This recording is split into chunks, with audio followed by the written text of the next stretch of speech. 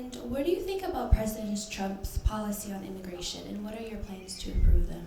Well, I understand the president's desire to secure the border. Every country has to have a secure border where we can manage the flow of people both in and out. And that makes sense to, I think, most Americans. I think regular Americans believe we should secure the border.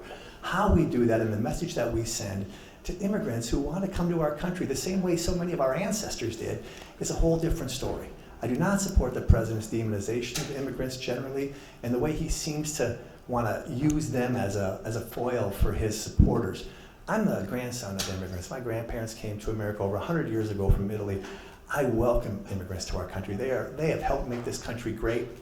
And as president, I'm going to continue to welcome them, but I am going to stress that when you come to our country, there are some simple rules that we all have to follow. And that's responsibility, and I think most Americans can agree with that. Thank you so much. Thank you very much, Alicia. And the 2020 presidential election cycle is well underway, and we are very happy to have with us today a candidate for the GOP nomination, James Peppe, who hails from Texas but came there by way of Minnesota, right? Which is in the news for bad weather, but we're glad here we have good weather for you. Thank you. So we have a room full of first-time voters here, and they are always looking for information to help them make informed decisions at the poll, which will be in November 2020. And so I'm just going to put in a plug while you're all home. It's summer and it's not far away. Register to vote, okay? Make sure you register to vote. Ditto. All right. So without further ado, I'm going to introduce Mr. Peppe, who we also have up here on at the table for Pizza and Politics, some students. And can you introduce yourselves quickly? Yep, my name is Riley Fenoff. I am a freshman here at Franklin Pierce. I'm Paul Lambert. I'm also a freshman here at Franklin Pierce. And I'm Mikhail Starbird. I'm also a freshman. Okay, welcome. After they have a small conversation, it will be open to the audience, and pizza will be coming at the end of the event. And we always invite people for their, we always ask what their favorite pizza is, and we'll keep that a surprise. So You might be able to guess, though. So welcome. Let's give Mr. Peppe a welcome.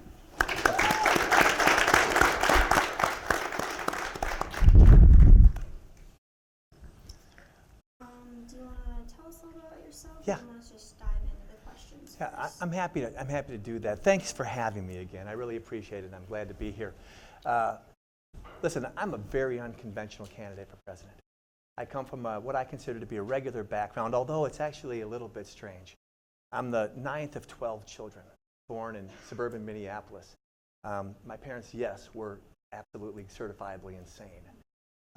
But we lived in a little 3-bedroom, 1-bathroom house. And I want to repeat that, 1 bathroom for 12 kids and 2 parents. 3 bedrooms. I've had apartments bigger than this, and they weren't fancy apartments, trust me. So I grew up in a poor family, in this big, huge family, and really just had kind of a normal, great upbringing in this big family. I've done pretty well in some respects in my life. I worked hard in public schools growing up, and I earned admission into the Ivy League. I went to Yale, which was a terrific experience. And I've had a decent career in a couple of different fields. I've had the opportunity to represent manufacturers as an advocate for them around the country. I believe strongly in the importance of manufacturing and what it means to working men and women around our country. It's kind of the backbone. And I've worked as an entrepreneur. Most recently, I'm an investment advisor that helps people plan for their retirement by giving them investment advice with their 401ks and that sort of thing. So I work a lot with people and really enjoy that. I'm running for president because I think we're at a critical moment in our country's history where we really need a president. Now, all candidates for president say things like this, and I'm just going to ask you to give me your consideration, and over the next few months, come to see that I mean it. But we need a president who can relate better to regular folks in this country. The fact of the matter is we've allowed the extremes in both parties and other special interests and the establishment, frankly, to sort of manipulate us into a lot of the divisive fights you hear so much about in the media these days. And I think that who gets lost in all that are regular folks who work hard every day to take care of their families, to get a little bit ahead, to struggle with the difficulties of everyday life in America. And none of these guys can relate to that kind of life. The president certainly can't. And by the way, that's not even a criticism. The president has not spent 1 second of his entire life, President Trump, knowing the difficulties of real life for most of us. Never had to worry about paying the rent or the mortgage or daycare or health care for his kids or any of those kinds of things. And again, that's just a fact. We need right now in America somebody who can be more understanding of what regular folks are going through. So I talk about regular Americans. I think that's who I am. I think that's who most people are who have been forgotten and kind of run over in our country. I think that's why more than half of us don't vote, because we don't think it makes a difference. So I'm asking you all, as first-time voters, to not buy into the idea that a regular guy like me can't run and win against a Goliath like Donald Trump. We can, thanks to social media and the internet, and thanks to people like you, I think, who understand that this is about believing in something better for our country. That's why I'm running. I am a huge long shot in this race. That's okay, because this is important enough. And I think you all represent that as what we're really fighting for, as always, young people. And so that's a thing I want to kind of leave it with, is that this is your country more than it's mine. I'm on the downside. You're on the upside. Whatever decisions we're making today in this country, you're going to live with a lot longer than I am, and people my age. This is about you. Our country needs to begin to hand over control of what this country's going to be like for the next 50 years to you. But that requires a lot of responsibility, which means you're going to have to step up and take control of that and take responsibility for those kinds of decisions. I'm willing to work with you to do that. I know people talk about that, and we'll see what they do, but I really want you to think hard about that. And one of the things we say in my campaign is #TakeBackOurCountry. It's up to you. We can win this, but I need your help, and I'm really glad to be here and to talk to you more about this and some of the other issues that you care about. So a question that I have for you, you talked a little bit about your prior career experience. Yeah. How would you bring this into the office? Well, again, all of my career experience has been working with people, I think, in normal walks of life in America. Regular working folks, right, who depend. One of the greatest things of working with manufacturers is touring manufacturing facilities around the country and seeing how everyday little things that get manufactured that we take for granted. Somebody's making this, and families are being fed by these things being made. I don't know, this is probably made in China, I don't know. But stuff that is made here, there are families like you wouldn't believe that make a good living and take care of their kids, send their kids to college, do all kinds of things because we can manufacture the simplest things in this country. And I talk to those people on the front lines. I also talk to their family owners oftentimes, owners of these small companies, owners of big companies, CEOs. And so I've seen it from the different sides. In my more recent work with as an investment advisor, I'm looking at people who are working hard to save a few bucks so that they can retire in some kind of comfort. Not luxury, just have a decent retirement where they can kind of not be too afraid that their budget's gonna run out before their needs do. So again, working with regular folks and seeing what regular life is like for most of us, that's really provided me a lot of important insight, I think. Mr. Peppe, Yeah. what would you do differently than President Trump should you? You said the odds are long. Sure. If you were to overcome that, what would you do differently than he would in president? I'm gonna overcome that, and I think starting with, I'm gonna be honest to you. You know, I know politicians say this. I'm not here to lie to you. I haven't climbed any political ladders. I'm not trying to forge a political career for myself. I'm gonna tell you things that you don't want to hear. I'm gonna tell you things that make me unpopular. I'm gonna make both sides upset at me because I'm gonna say hard truths about things. I think the part of what's going on here is we need honest leadership for once, and you're going to get that from me. So I'm going to be honest, and I'm going to try to bring some dignity back to the White House. Look, I'm not talking about manners. I think sometimes supporters of this White House think that this is just some trivial matter about the president maybe is impolite or politically incorrect. No, he doesn't represent us well in his undignified way of projecting ideas and trashing people that he doesn't agree with or disagree with him. We expect better from our president. We deserve better. And let me just say this. Many before me have said this, and I'm going to say it too. Character matters. The president is looked up to by a lot of people. Not today, but he should be. And young people and children look up and mimic the leadership that they see in our public spaces, especially from our highest office. So character matters. And I intend to bring a lot of that back. And the last thing I would add to that is I want to bring common sense back, too. You know, so many of the issues that we see, the most divisive issues, most of us can actually agree on some common middle ground on that stuff. You may have heard me talking about immigration and climate change. Most of us can agree on some really basic things. Of course, we should be trying to get cleaner energy sources for our country. That's a good starting point, right? We can go from there, but we're not even doing that because the two sides are so determined to fight each other. So I want to bring a common sense approach that most Americans can agree with, and I think that's the most important starting point for this. Mr. Peppe, what current political issue do you feel is the most important to Americans? Okay, leadership. We lack good leadership in this country, and it's part for the reasons we've been talking about. I think the country is so polarized and divided because our leaders, frankly, are complicit in that. Don't make any mistakes.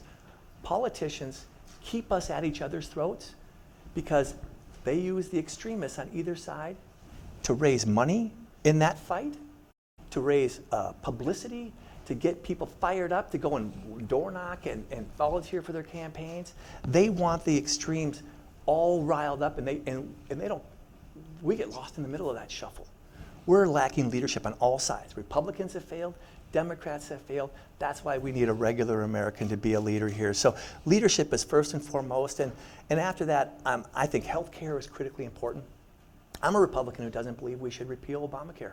I'm not a big fan of it. Honestly, I think there's some serious flaws about it. But we need to help people in our country who are having trouble with health care. This is a compassionate country. We don't abandon our neighbors in need. We need to find a way, and I think there's some simple ways that we can do that. I don't claim to have all the magic answers. But look, we help people that are in all kinds of difficult situations in our country with food stamp assistance and other kinds of assistance when they need it. Why can't we do that for people who can't afford quality health care? We can do this. It just takes national will, and it takes us overcoming the extremists who would rather have us fighting each other while they raise money over it. So leadership, health care, behind that, I would say issues like immigration and climate. I think those are big issues.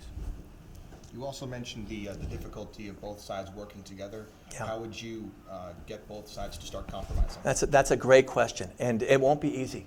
I'm not going to be one of these candidates for president who promises you simple things that I can't deliver, right? But I will tell you what I'll do.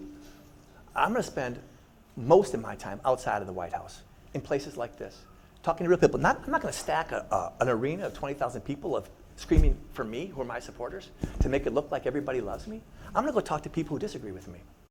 I'm going to ask for the whole country to be involved in this conversation, right? And I'm going to try to lead the way leadership is supposed to be, which is to persuade people that some of the ideas that I have make sense. And I don't think that's going to be, okay, this might sound a little naive, but I don't think that's going to be that hard because the things I'm talking about are things that I've learned from regular Americans, right? So I'm going to build a consensus among real folks across the aisle, Republicans, Democrats, Independents, you name it. And then we're going to work together to get Congress to do its job. And I think that's what leadership is about, which we haven't had for a long, long time. And we need to make that effort. You know, we'll see if we're successful. And I believe we can be, and I think it all starts with regular folks who are kind of behind that movement. As a male candidate, how do you plan to appeal to female voters? I'm going to have a female vice president running mate. I'm making that up. I don't know who my running mate's going to be. Again, I think it's the same thing that will appeal to all regular Americans. It's common sense, you know. Women play such an important role in our country in 1,000 ways. But I'm not going to pander to or patronize women. You know, because you're a woman, you're going to get this. But I think the issues that I care about and that I have common sense ideas about, like healthcare, for example, lots of the polling shows that women in particular are especially intensely concerned about that. I think you're going to find that my ideas on issues like that are ideas that women will like. So again, I don't like identity politics. I don't like going, I'm going to give you women this, and I'm going to give you black folks this, and I'm going to give you Hispanics this. And I don't like that. I'm not comfortable with it. I think that the policies that I'm interested in and I think make sense are going to work for all of us. You mentioned that you're not the first candidate. We've seen Senator Sanders on the left mention how tough it is for outsiders to get into the White House. Would you do anything to change something like campaign finance reform and make it more accessible? I'm open to that. I don't have any specific idea in that way, except for the fact that I think that if anybody wants to give me money to help me with this, I'd take it. In fact, I think we can take checks. Can we take checks? I think we can take checks. Yeah, there's definitely some room there for campaign finance reform. But here's the thing that I want everybody to know. The idea that the most money wins has been proven wrong by Donald Trump himself. He was outspent and he still won. Now we can talk about how he won, and that's a fair conversation. But in this era of the internet and social media, that dynamic is changing before our very eyes, and that's something I want you to take away from this. And the best way to have real campaign finance reform is to elect somebody who's underfinanced. Let's show the world that there's something more powerful than the almighty dollar coming from corporate America or the unions or whoever, special interest groups, and that regular people can rise up and use the internet and use some of these tools that are pretty new to the political process and screw all the rest of that stuff. We can win despite that. And again, ironically, I think Trump kind of showed that in a way. So yeah, I'm open to campaign finance reform because I think we need more fairness, and I think we need to have a system where a guy like me, who's not a wealthy celebrity or a professional politician, that we can more readily compete. But I accept the fact that this is the system the way it is, and I'm going to win anyways. Mr. Peppe, do you feel that having a diverse political background and having some political experience as well will help you similar to it helped President Trump in the 2016 election? Oh, yeah, I don't know that Trump had a lot of experience in politics, although he's certainly been around it in his own way as a guy who's trying to influence political outcomes by giving money to politicians, frankly. I had a little bit of experience at the beginning of my career. I came out of college very idealistic, thinking I was going to change the world and go into politics and change it from the inside out and so forth. And I'll be honest with you, I tried that for a little while. I was very disillusioned. The truth of the matter, from my perspective, is that politics is as ugly on the inside as people think it is. And that was my experience. And I removed myself from it, and I spent 20 years focusing on raising a family. And again, doing things that regular Americans do in real life. But I do think the experience I had taught me a lot about the way politicians think, the way they act, and what really needs to happen. I'm far more pragmatic now. I have one guiding principle, ideologically speaking. There are other, minor things, but my one guiding principle is just freedom, individual liberty. When in doubt, trust people to do the right thing. Let's not try to force people to do things they're not inclined to do. I think that creates a different kind of problem set and chaos sometimes. When the government needs to make things better, justice and things like that, we can do that. We can step in and help. But when the country is sort of, there's not a consensus, let's let people figure things out. Give them a chance, because most of the time people find better solutions than government does. I just want people to be able to live the way they want to live, more or less, and I think that goes for all of us. So, on your website, you've been big on mentioning, I'm going to run the country with integrity, fairness, decency. How are you going to exhibit that as president? Well, I just think in my conduct, it's not easy sometimes. I got to tell you. If you've seen some of my social media pages, I kind of peek at it from time to time, and every once in a while I get sucked into some of these conversations. But some folks out there are really hardcore. They really are. And it's all you can do sometimes to be polite, and that's a challenge. But I'm okay with civil disagreement. I want our country to have vigorous debates and discussions about issues. Like I said, I want to go talk to people who don't agree with me. I want to be pressed and challenged with new ideas that maybe aren't automatically mine. So it's just that kind of thing. I try to go through this campaign in the early stages here with a smile on my face, because there's a certain aspect of this that's kind of fun and the challenge of it. And I want people to know that there's a great opportunity here for us, and especially young folks like you, to change this country for the better, to take ownership of it. It's yours. And that's kind of exciting to me. So I think that behavior and that approach and trying to treat people with respect, it's kind of the golden rule, right? Just treat people the way you want to be treated. And I'm a live and let live guy. I try not to judge too much. Sometimes it's hard, but we have a lot more that unites us than divides us. Don't let the establishment and the elitists and the politicians convince you that it's as bad as they make it out to be. The media loves conflict. They love to see us at each other's throat. And too often we dance like trained monkeys to their tune. And we should stop. It's our country, and it can be a lot better. And I trust you guys will make it better. There's a lot of issues facing out of all of them, which one personally speaks to you? Issues that, just issues in general? Yeah, just kind of like climate, immigration, Yeah. healthcare. Which one personally speaks Well, to you? again, I mentioned healthcare and climate before, and I do think those are extremely important. But I will, on a personal level, I will tell you that the immigration thing is very important to me. Again, as I mentioned earlier, my grandparents came here as kids. My grandparents were dreamers before dreamers were cool. They came here as little kids brought by their parents from Italy in the early 1900s, 1906 or something like that, I think. They settled in Brooklyn, New York, and eventually moved upstate where my father was born. And they came here just like so many millions of other immigrants throughout our history, looking for America being the land of opportunity for them to make a life. And look at 2 generations later, here I am, right? I mean, it's a great country. And if I were somewhere on the outside of this country, I'd be wanting to come in every day. That's what we're supposed to be, a beacon for people wanting something better in this world, right? Now, do we have to manage that flow? Of course we do. Do we have to expect and demand responsibility and accountability from the people who want to be here, us included? Of course we do. But let's start out from a place where we can all agree that immigrants make our country better and stronger, and that people that want to be here, we should want to be here. So I'm not saying open borders or free pass. I'm saying responsible immigration, border security, but first and foremost, let's let the world know that the inscription on the Statue of Liberty still stands. America's open for business. An issue that I think a lot of Americans are unified on would be something like expanded gun control. Would you do anything to unite the Senate or the House on something like that? Well, again, I think there's common ground among all of us. I'm going to just tell you straight up, I believe in the Second Amendment. I believe Americans have the right to own guns for self-defense purposes. I'm not talking about hunting. That's a whole different thing.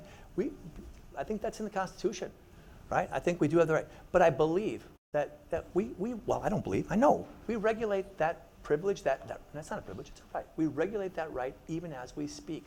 The same way we regulate the First Amendment, free speech, we regulate that. So there is room for responsible regulation, and I think most Americans can find common ground on that. If somebody can show, can be compelling information as to how an extended background checks might be more helpful to find people who are mentally ill and should not own guns, I'm all for it. We need to keep guns out of the hands of mentally ill people, children, convicted felons, whatever. There is room for reasonable regulation, but at the end of the day, I'm not going to tell people that they can't have a gun in their home to protect themselves from an invader. That's not what I'm about. But I am open to reasonable regulation, much along the lines that we already have. Mr. Peppe, you've already mentioned immigration as sort of like a specialization. Is there any other topics that you feel that you really specialize in? Oh, well, again, I would say that education is huge. I'm not just saying that because I'm here at your school. Education is the singular path to a good life and a good future. That's the thing. And I want to see, I've got a lot of ideas about that. Frankly, Bernie Sanders has talked about tuition-free education and education credits. And I think there's something to that. I think that we got to be careful because, mind me, I'm going to digress just for a quick second. When you got politicians telling you they're going to give you free stuff, be very skeptical. Be very skeptical. It usually means I'm going to give you, I'm going to say I'm going to give you free stuff. Maybe I will, maybe I won't. But I'm going to get your vote, and then I'm going to try to make you dependent on me. That's just my impression or my experience. Okay, so there's that. But education is critical. We've had K through 12 public education for a long time in this country, and it may be time that we do K through 16. It may be. If we want to keep up with the rest of the world, right? So education is critical to me. It's the way out. My parents, as I said, in our big family, didn't have much of anything. They scrambled hard to keep food on our table and clothes, shoes on our feet and all that sort of thing. But they were big in education, and most of my brothers and sisters and I got an education and have done better for ourselves than our parents did. And that's the real American dream. Doing better, having our kids be better than we are, and education's the ticket to that. So I'm really big about that. I'm not a Republican who says we should abolish the Department of Education, although I'll look at any ideas that could improve things. But I want to see us do some things that make education available to more kids and get us back where we should be as leaders in education around the world. You said you've been disenchanted from politics for many years now. What makes this election cycle the time to run again? I'll be candid with you. It's President Trump. President Trump. He's a member of my party, and I'm embarrassed almost every day, multiple times a day. And I hate having to say that, but it's true. It's true, and that shouldn't happen from our president, and not from somebody. I don't even think. Well, I don't think he's really a Republican personally, but he's transformed the Republican Party. Now it's the Republican Party is Trump. And I don't think he's an honest man. I think he lacks integrity to the core, and I just think he's unfit to be our president. He won, so he's president, right? Doesn't mean I have to like it, and that motivates me because I think our country deserves so much better. I think we can have better, and I'll tell you, go a bit further. I think the Democrats have not reacted to this situation as well as they could. I think they're still playing politics as usual. And I think they think this is a freebie election for them. And they don't recognize what's really deep down behind the Trump movement, which is regular Americans are fed up with politics as usual in this country. They're fed up with the back and forth promises that never get fulfilled on both sides, that everybody pretending to be on their side, and then when they get elected, they totally forget about us. And I think the Democrats are in jeopardy of overreaching on that because they think this is going to be an easy election for them. And that abuses and takes advantage of all of us. So I'm motivated by that. I think this country needs to do better, and I think we're at a moment in time where we have a choice. We take that step and we find somebody like us who kind of gets us back on track where we want to go as a country, or we risk slipping further into kind of that abyss, and who knows where it gets so bad that it's hard to recover from. I'm not an alarmist. I'm not trying to scare anybody. But I worry about that. I think this is a critical moment in our history, and we need to do something different. I find your interest the idea of the second constitutional convention interesting. How would you go about gathering support for this? Because I can see it as being a very controversial issue. It could be. But I don't. It's a process, and we haven't had one for over 200 years. And it's time. The language needs to be updated so that we don't have to argue with Supreme Court justices about what we meant, because it's all on the internet, on YouTube, right? But it's just a process. There's a way of setting up a convention structure. The states will appoint delegates to the convention, and then what we would do is we'd have a year or so where we had this public dialogue. We'd have town hall meetings all over the country that we'd set up. The media would be involved with stuff on television and whatnot. And we'd have it very interactive for regular folks to have a real direct say in this. And then it would be scheduled to end just before the midterm elections. So everybody running for Congress and so forth would be called on the carpet for their positions on the issues that have been put forward during that last year. And then it'll be a referendum. All those members of Congress will be voted up or down depending on how they answer those important questions in terms of their positions. So. Mr. Peppe, can you talk a little bit about your goals in foreign relations and foreign affairs, in particular U.S. involvement in conflict zones like Afghanistan, Syria, Yemen? Yeah, thank you. Very good question. First of all, as president, my first sort of action would be to reaffirm the importance of our allies and our friendships around the world. Those who are our friends, who share our values internationally, have to be reminded that we're on the same side.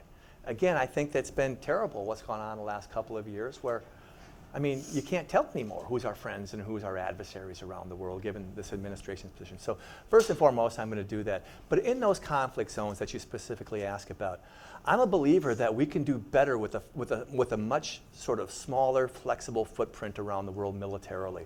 I think that we're in a dramatic time of change, and I think that we need to rethink our involvement in some of these affairs.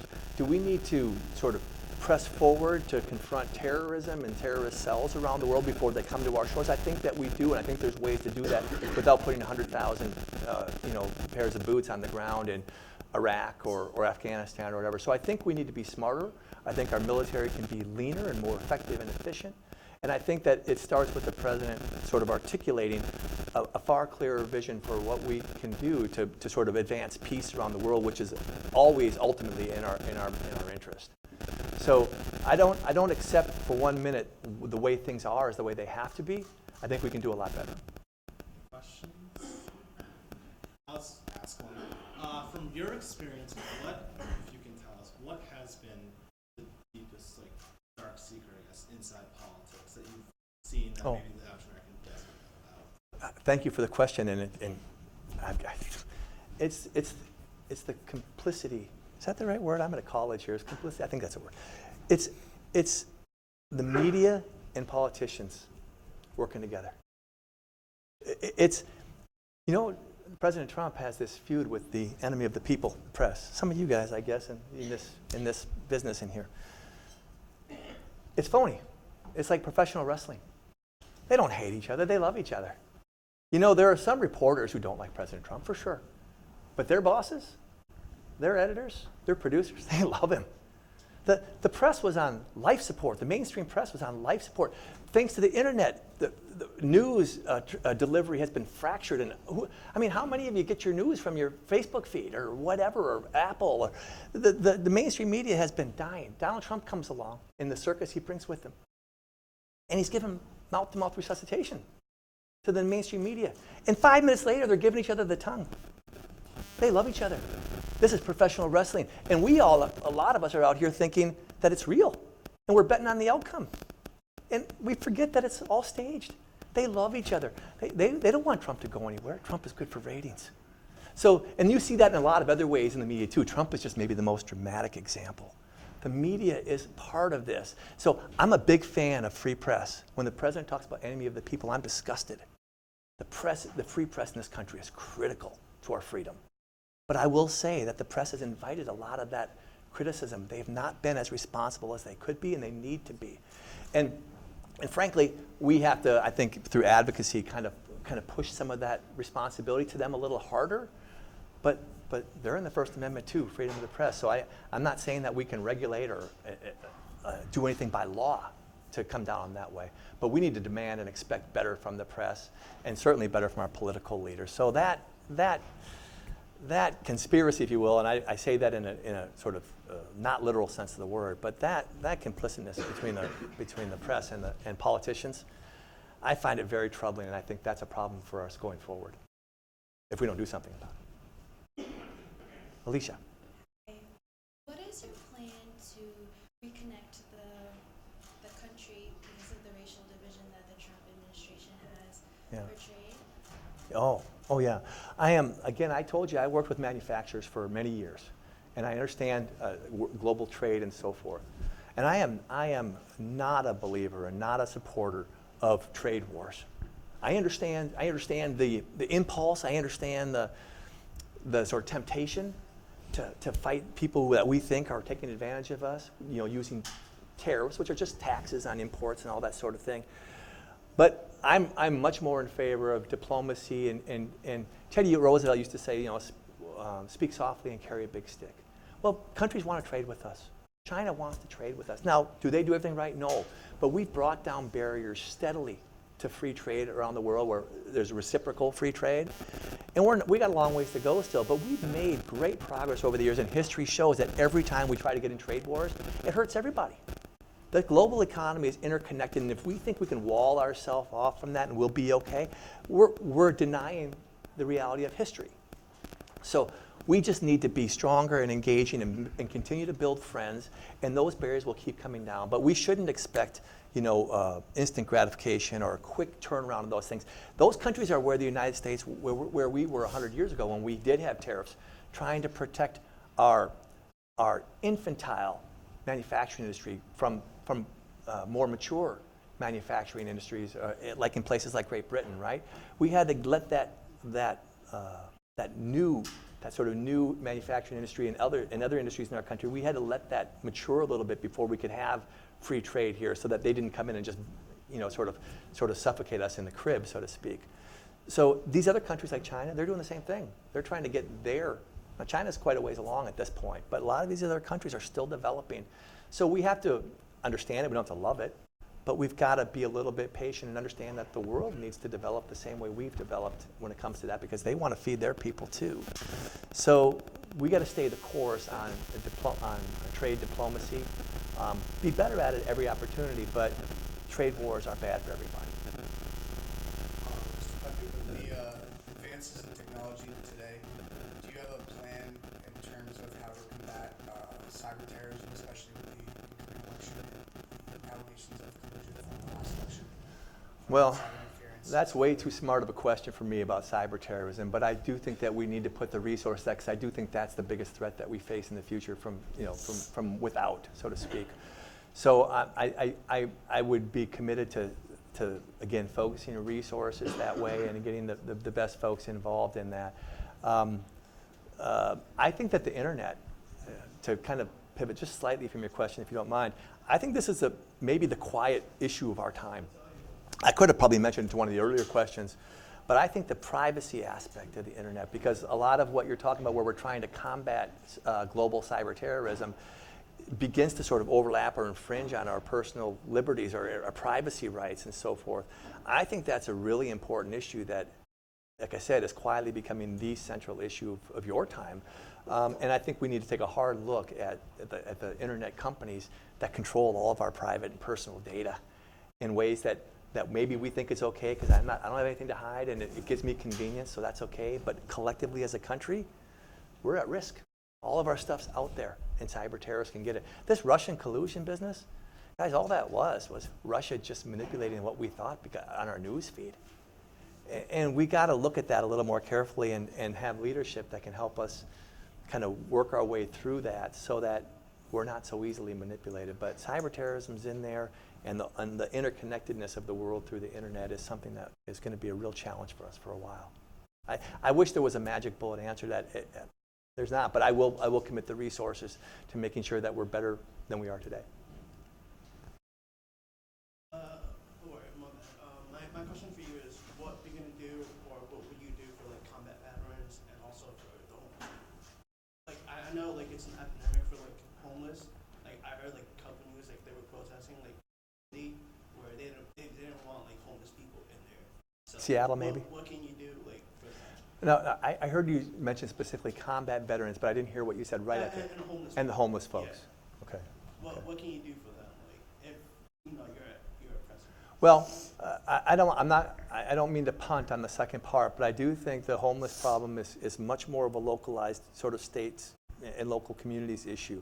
I mean, if the federal government can help with resources and sort of direction and advocacy, I mean, we can look into that a little bit more closely. And I have some personal ideas about it, but I really think that's in the purview of the states more than the federal government.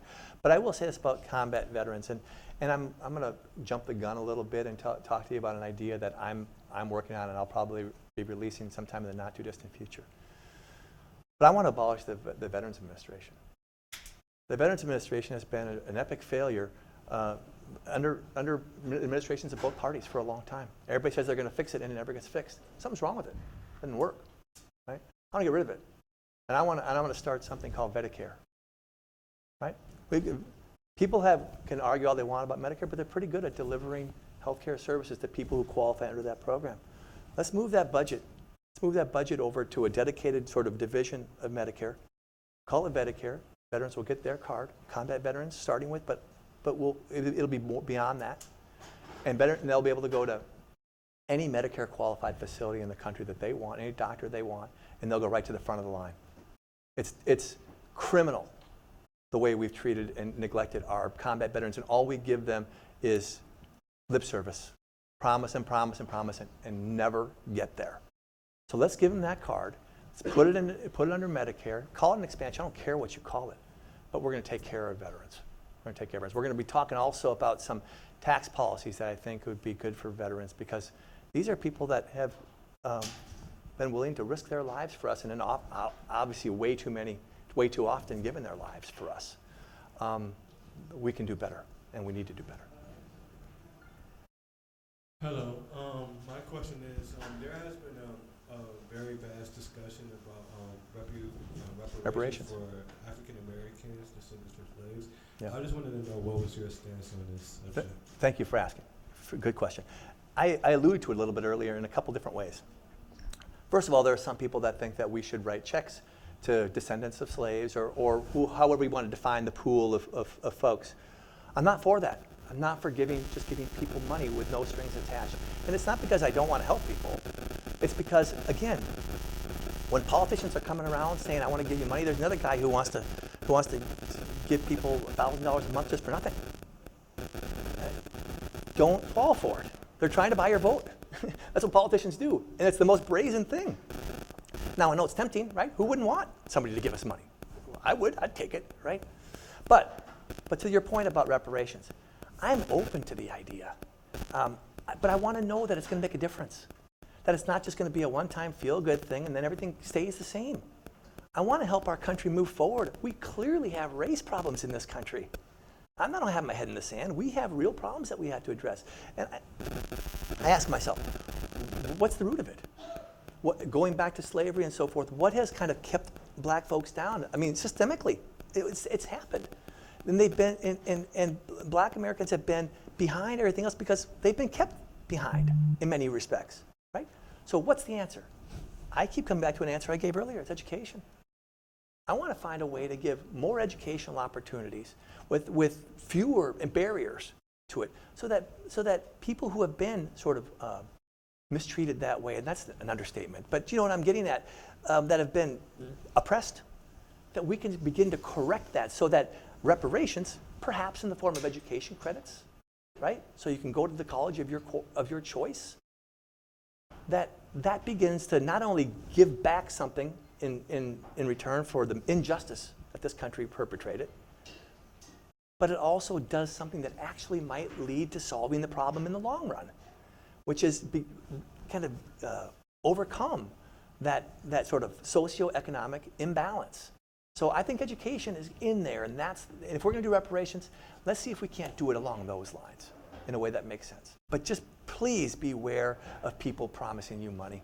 Really, it's that simple. It's not likely to happen, but they'll sure as heck take your vote in the meantime. I'm just saying. Next question.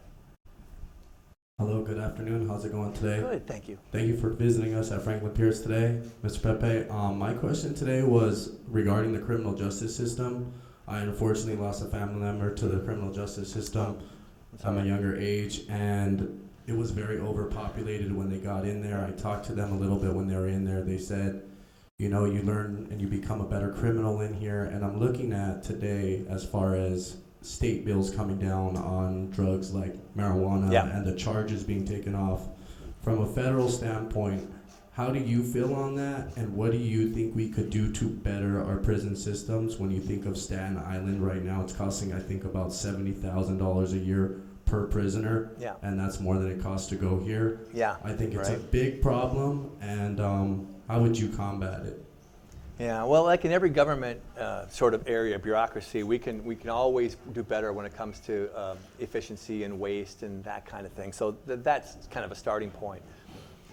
I'm with a lot of folks who think that we can probably do better about, no, we can't. We can absolutely do better about incarcerating nonviolent offenders and find alternative ways of dealing with folks like that. And certainly this leads to the question about legalization of drugs like marijuana and so forth.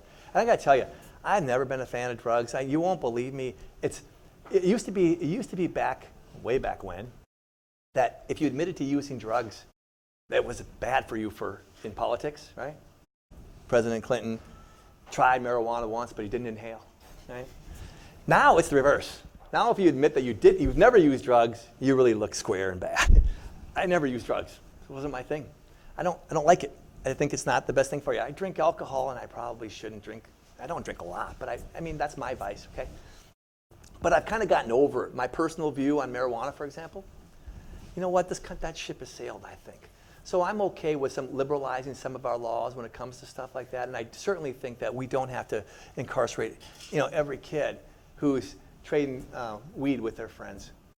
Again, my advice would be stay away from it. You got better things to do with your time. That's just me, okay? But we can do better. We can do better when it comes to the way those prisons are run. I'm cautious because I think this discussion is becoming sort of too generalized now. And I don't hear people talking enough about the violent offenders that do need to be in jail, about the drug dealers who are making our kids addicts, about the opioid crisis here that is ruining so many lives. So we got to remember that there are a lot of people in jail that should be, because nobody wants to talk about, well, what should we do with those guys? We can't let them out. We hear too many stories about violent offenders who are let out because of the overcrowding, and then they go and they victimize other people. So yes, we have to do better, but ultimately it's going to be about solving some of these problems in our society so that we don't, have so many people committing crimes. And that goes back to, economic issues and poverty issues and education issues and all that sort of thing. So again, unfortunately, not a simple answer, but those are 2 or 3 of the things that we can start with. We don't have to incarcerate, like I said, every kid in the school, coming out of school who's smokes a joint or whatever. We don't have to do that, and we can be better about that. Thanks. Question right here. Oh, hey. So I have a quick question for you. So there's a raising amount of student debt in this country. So a lot of people, even graduating just an undergraduate 4-year degree, has a huge amount of student debt. So my question for you is, when you look at the federal minimum wage at $7.25 and you're expected to pay back all this debt, what's your plan to maybe help that? So I think that as young voters, we look at who's willing to help us in that situation. So we're trying to work a full-time job at $8 an hour. Yeah. There's no way that we can ever repay our debt and move out and kind of continue with our young professional lives. So do you have any plans moving forward? That sounds like a little bit of a two-part question. So let me take the part about the minimum wage first, and tell you this, because it's just maybe a little insightful. Early on, when I thought I might make a career in politics and learned better, I was more ideological and more sort of philosophical about issues like this. And I wasn't a fan of the minimum wage. I thought, government telling private companies what they had to pay people, that's kind of interfering in the job market, the labor market, right? I've learned over the years that the world isn't perfect and you can't eat philosophy. So I've grown more and more open and okay with the minimum wage and raising that from time to time to suit needs in our economy. I would still be careful about it, because if you don't want to kind of get carried away with that and then really distort markets in a way that ends up with unintended negative consequences. So I think that maybe there's room for that from time to time to help matters out still. On student debt, I'm not a fan of it. I don't know if you guys know, but Ivy League charges a lot of money, and it took me a lot of years to pay off my debt. I'm looking at some ideas that I'm not quite ready to talk about in detail yet, especially that relate to public schools, to state institutions and so forth that are already tax subsidized and all of that. But I do think that that's an important discussion that we have to have about kind of taking some of that weight off of people, because when you start behind the 8 ball that far with student debt, it's very difficult just to get to the starting line really in your life after school.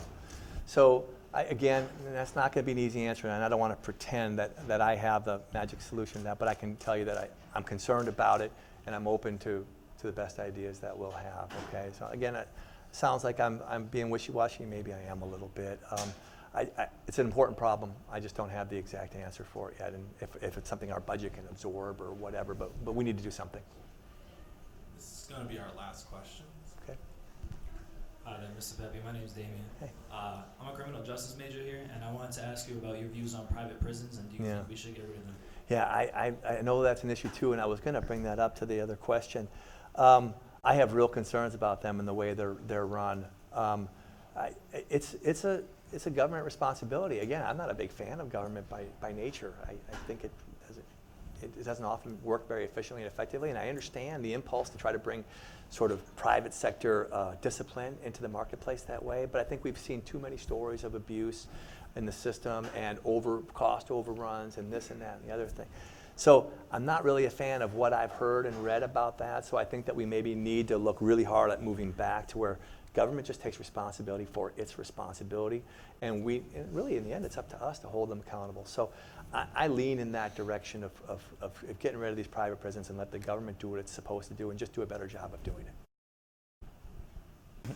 I appreciate your time. That's good to be with you all. Thank you so much, and good luck with everything. Appreciate it. Thank you.